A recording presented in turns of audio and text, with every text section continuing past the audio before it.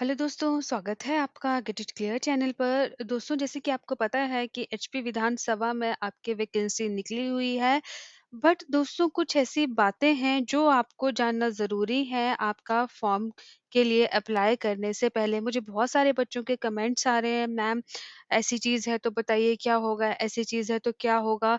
तो गाइज़, मैं ये सब चीज़ें जो है वो इस वीडियो में आपके साथ क्लियर करने वाली हूँ। तो आइए हम सबसे पहले देख लेते हैं। दोस्तों, सबसे पहले तो मैं आपको एक बात बताऊँ कि कैंडिडेट्स जिनको आपकी एग्ज़ामिनेशन फ़ी पे करनी है, जिस भी कैटेगरी के कैंडिडेट हैं, जैसे आपको पता है मेल्स के लिए आपकी फ़ीस रखी गई है और वेरियस कैटेगरी के लिए अलग-अलग फ़ीसें वहाँ पर मेंशन की गई है। तो आपको सबसे पहले अपनी क्या करनी पड़ेगी, एग्ज़ामिनेशन फ़ी वहाँ पे करनी पड़ेगी। और एग्ज़ामिनेशन फ़ी करते अगर आप क्या कर रहे हैं, ऑनलाइन फ़ी भर रहे हैं, तो आपको ट्रांज़ैक्शन नंबर आएगा, आप उसको नोट डाउन कीजिए। या तो फिर आप डिमांड ड्राफ्ट के थ्रू फ़ीस भर रहे हैं, तो आपको पता है कि डिमांड ड्राफ्ट के ऊपर एक नंबर होता है, वो आपको क्या करना होगा, डालना होगा।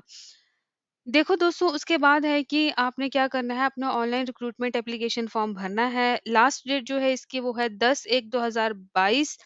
ट्राइबल एरियाज़ को छोड़ के, और जो कैंडिडेट्स बिलॉन्ग करते हैं आपके ट्राइबल एरिया से, उनके लिए है 25/1/2022। तो गाइज़, इस चीज़ का आपने ध्यान रखना है। जो कैंडिडेट्स बिलॉन्ग करते हैं एससी, एसटी, ओबीसी कैटेगरी के साथ, उनको अटैच करना पड़ेगा वैलिड सर्टिफिकेट उनकी कैटेगरी का, जो इश्यू किया होना चाहिए कॉम्पिटेंट अथॉरिटी ने।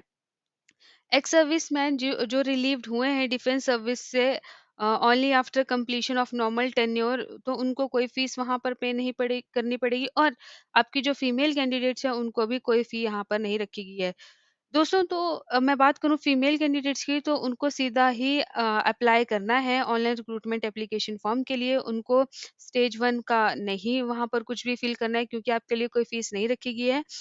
और जैसे ही फीमेल कैंडिडेट्स अपना जेंडर सिलेक्ट करेंगे, तो वहाँ पर आपको नीचे जो होगा वो पॉपअप में शो कर देगा कि आपके लिए आपको एग्जेम्प्ट किया गया है किसी भी फी को पे करने के लिए। तो और जो आपका फी वाला सेक्शन होता है वो आपको फॉर्म में भी नहीं शो होगा। ठीक है? तो यहाँ पर इसमें घबराने वाली बात नहीं है कि मैम हमने फर्स्ट स्टेज कंप्लीट करनी है, देन हमने सेकंड के लिए जाना है।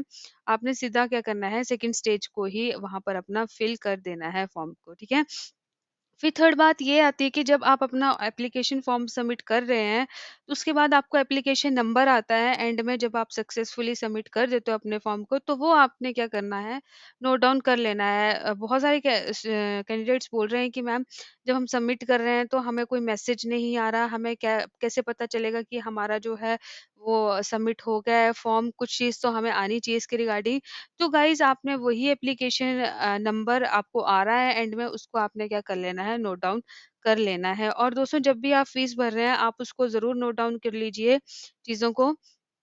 देखो, अब एक और मैं इम्पोर्टेंट पॉइंट आपके साथ शेयर करने वाली हूँ कि जो कैंडिडेट जो एलिजिबल है आपके अपॉइंटमेंट टू क्लास 3 पोस्ट के लिए, अगर उसने क्या किया है, अपनी मैट्रिकुलेशन +2 एंड फॉर क्लास 4 की बात करें, अगर उसने पास की है मिडिल और मैट्रिकुलेशन कोई ऐसा स्कूल और इंस्टीट्यूशन जो सिचुएटेड है हिमाचल प्रदेश में, वो तभी ही एलिजिबल होंगे।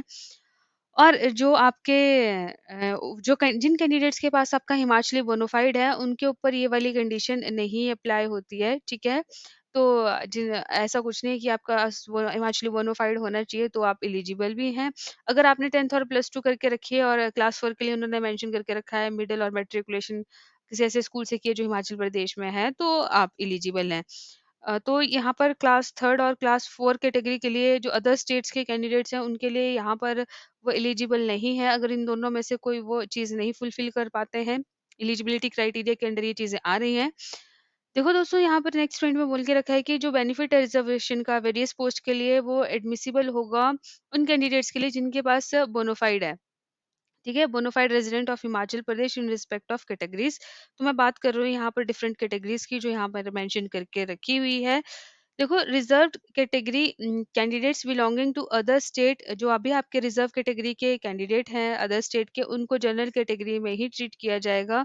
और बेनिफिट जो होगा रिजर्वेशन का वो नहीं मिलेगा उनको, फी कंसेशन जो है वो उन कैंडिडेट्स के लिए एडमिसिबल नहीं है।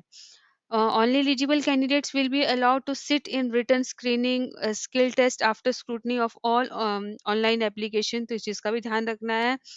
कैंडिडेट्स को क्या करना पड़ेगा, स्किल टेस्ट क्या करना पड़ेगा, क्वालीफाई करना पड़ेगा, तभी वो एलिजिबल होगा रिटर्न के लिए आपको और स्क्रीनिंग टेस्ट के लिए।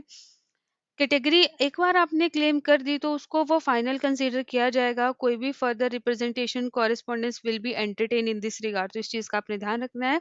और लास्ट डेट तो मैं आपके साथ वैसे भी शेयर कर चुकी हूँ। देखो यहाँ पर मेंशन करके रखा है, the candidate should possessive requisite essential qualification prescribed for the post for which he wants to apply as on closing date 10 जनवरी 2022।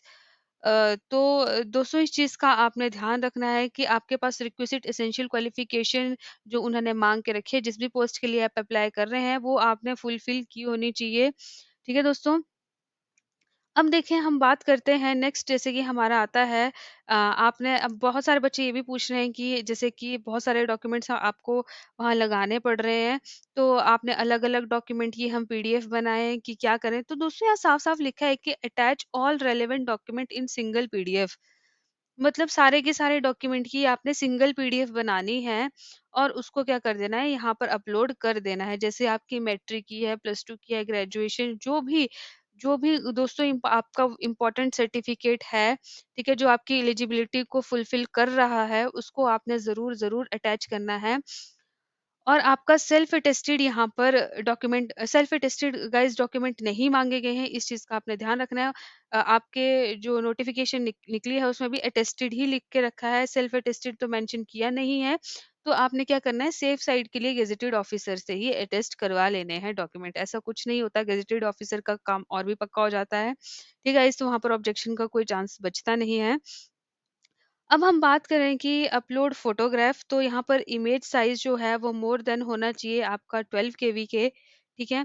और यहाँ पर मैं बात करूँ दूसरी आपका सिग्नेचर की, तो आपका इमेज जो है वो should be between 4 KB and 12 केबी। तो याद रखना है आपका आपका सिग्नेचर इस रेंज के बीच में होना चाहिए और आपका जो फोटो है वो मोर देन 12 केबी आपका रहना चाहिए। ठीक है दोस्तों। गाइज इसकी पीडीएफ जो है वो मैंने आपको बताया है कि आपको कहाँ मिलेगी।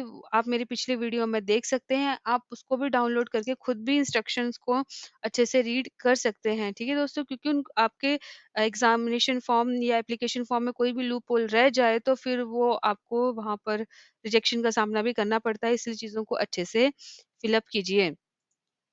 देखो दोस्तों, अब बात आती है कि आपने पीडीएफ में कैसे कन्वर्ट करना है। जैसे आपको पता है 10th का सर्टिफिकेट है, 12th का है, ग्रेजुएशन का है, जो भी आप सर्टिफिकेट लाने, आपने क्या करना है उनकी इमेज क्लिक करनी है और आपने क्या करना है, यहाँ से सॉफ्टवेयर डाउनलोड करना है, image to PDF converter. Guys जिन जिन इमेजेस की आप पीडीएफ बनाना चाहते हैं उनको सिलेक्ट करना है और वो आपका सॉफ्टवेयर क्या करेगा, खुद ही उनको पीडीएफ में कन्वर्ट कर देगा और उसको देन आप क्या कर सकते हो, अपलोड कर सकते हो। ठीक है दोस्तों। अब देखो चेकलिस्ट यहाँ पर मैंने आपके लिए शो कर दी है। देखो, verify the following before submitting the online application और डॉक्यूमेंट सर्टिफिकेट्स। दोस्तों देखो, that the single PDF copy of following document certificates are required to be uploaded online in support of claim made slash information given in the online recruitment application. जैसे कि आपको पता है, date of birth proof, scan copy, educational qualification certificate जैसे degree, diploma certificate along with final year जो आपका मिलता है, आपको स्कोर कार्ड या आपका जो भी सर्टिफिकेट मिलता है, completion marks sheet, scan copy, category certificate. ठीक है। जैसे आप रिजर्वेशन का फायदा उठा रहे हैं तो उसका भी, bona fide Himachali certificate for class 3 and 4, examination fee अगर आपने less than requisite document and certificate. ठीक है, तो यहाँ से आपने ध्यान रखना है कि जितनी आपके लिए कैटेगरी के लिए दी गई है आपने उतनी ही वहां पर क्या करनी है, भरनी है। एसबीआई कलेक्ट पे इन स्लिप ई रिसिप्ट। तो गाइज यहाँ पर इस चीज का आपने ध्यान रखना है कि आप इसका भी क्या कर सकते हो, अपने अटैच कर सकते हो पीडीएफ में, तो इस चीज को ध्यान रखना। अपलोड फोटोग्राफ साइज जो होता है वो लेस देन 50 केबी होना चाहिए और अपलोड सिग्नेचर जिसका साइज कितना होना चाहिए, 4 to 12 केबी के बीच में होना चाहिए। देखो दोस्तों, जो सारे के सारे अपलोडेड और स्कैन डॉक्यूमेंट है वो आपके अच्छे से विजिबल होने चाहिए। ऐसा नहीं है कि आपने हर कैसे पिक क्लिक कर दी है और वहां पर विजिबिलिटी उनको नहीं शो हो रही है। ठीक है। तो आपने बिल्कुल साफ फोटो क्लिक करना है और फिर देन उसको क्या कर देना है, कन्वर्ट कर देना है। देखो दोस्तों, एडमिशन और रिजेक्शन भी यहाँ पर मेंशन करके रखा है कि देखो, the online recruitment application will straight way rejected without following. देखो, एग्जामिनेशन फी अगर उसमें कुछ गड़बड़ है, एसबीआई कलेक्ट ई रिसिप्ट में, अपलोडेड फोटोग्राफ में, सिग्नेचर में, स्कैन एजुकेशनल क्वालिफिकेशन सर्टिफिकेट में, bonafide scan reserved category certificate, scan date of birth proof जो होता है आपका, लेस फीस है, कोई भी फर्दर रिप्रेजेंटेशन जो होगा वो एक्सेप्टेड नहीं किया जाएगा, रिक्वेस्टेड डॉक्यूमेंट जो है वो सबमिट करवाए जाएंगे आपके कैंडिडेट्स को और उनको स्क्रूटिनाइज किया जाएगा। लिस्ट जो होगी फाइनली रिजेक्टेड और एडमिटेड कैंडिडेट्स की वो अपलोड होगी वेबसाइट ऑफ दिस सेक्रेटरीट पे। कोई भी separate intimation in this regard जो होगा वो आपको नहीं सेंड किया जाएगा बाय पोस्ट। कैंडिडेट्स को यहाँ एडवाइस किया जाता है कि इनकी ऑफिशियल वेबसाइट को टाइम टू टाइम आपने क्या कर देना है, विजिट करते रहना है। E-admission certificate. No admission certificate will be sent by post, and provisionally admitted candidates will have to download their respective e-admission certificate along with instruction for the concerned post from the official website. ठीक है, इस यहाँ पर उन्होंने website देके रखी है। तो ई एडमिट कार्ड यहाँ पर आपको अवेलेबल होगा। आपने अपना बिल्कुल ही करेक्ट मोबाइल नंबर देना है। ठीक है। देखो यहाँ पर therefore the candidates are advised to fill up their correct mobile number while applying online as roll number, date, time and venue etcetera वो सब कुछ आपको फोन पे आएगा। For the examination will only be sent through SMS alerts on register mobile number. तो इस चीज का आपने ध्यान रखना है। देखो गाइज, यहाँ पर फैसिलिटेशन काउंटर भी बनाया गया है for the guidance of candidate. तो इस अगर आपको किसी गाइडेंस की ज़रूरत है और किसी चीज़ हेल्प की भी ज़रूरत है तो आपने इनके फ़ोन नंबर पर कांटेक्ट करना है वर्किंग डे के बीच में, जैसे 10 बजे से लेके 5 बजे तक। और कोई भी कैंडिडेट जो होगा वो इंटरेक्ट नहीं होगा directly with staff in recruitment section. तो गाइज, आपको फ़ोन नंबर की हेल्प से ही क्या करना पड़ेगा, उनके साथ कॉन्टेक्ट करना पड़ेगा। आपने एक से ज़्यादा पोस्ट के लिए अप्लाई करना है तो आपको अलग से ही अप्लाई करना पड़ेगा, ठीक है? जैसे कि अगर आप 2 चीज़ों के लिए फॉर्म के लिए अप्लाई करना चाहते हैं, जैसे क्लर्क और स्टेनोग्राफर, तो आपको दोनों के लिए अलग-अलग अप्लाई करना पड़ेगा और दोनों के लिए भी अलग-अलग फीस वहाँ पर पे करनी पड़ेगी, जो-जो आपको बताया गया है, ठीक है? तो इस चीज़ का आपने ध्यान रखना है और कुछ यहाँ पर डिटेल है, आपने उसको क्या कर लेना है, रीड कर लेना है। देखो, in case the candidates has applied against more than one post, that is post published in advertisement, तो उनको क्या करना पड़ेगा, सेपरेट कॉपी जो है रिक्विजिट अटेस्टेड डॉक्यूमेंट सर्टिफिकेट की और along with printout of online recruitment application of each post on the day of personal interview and evaluation test। तब क्या होता है, जब भी वैल्यूएशन और पर्सनल इंटरव्यू होता है अलग अलग पोस्ट का, तो आपको उसके लिए अलग अलग ही वहां पर चीजें क्या करनी पड़ती है, इकट्ठी करनी पड़ती है। आप एक साथ नहीं बोल सकते कि हाँ देखो, ये क्लर्क और स्टेनो की पोस्ट का जो है वो मैं इकट्ठे डॉक्यूमेंट सबमिट करवा रही हूँ, दोनों के लिए अलग अलग करवाने पड़ेंगे। ठीक है गाइस, तो इस चीज़ का आपने ध्यान रखना है। इसके रिगार्डिंग अगर आपको फिर से कुछ चीज़ें पूछनी हो तो आप कमेंट सेक्शन में पूछ सकते हैं।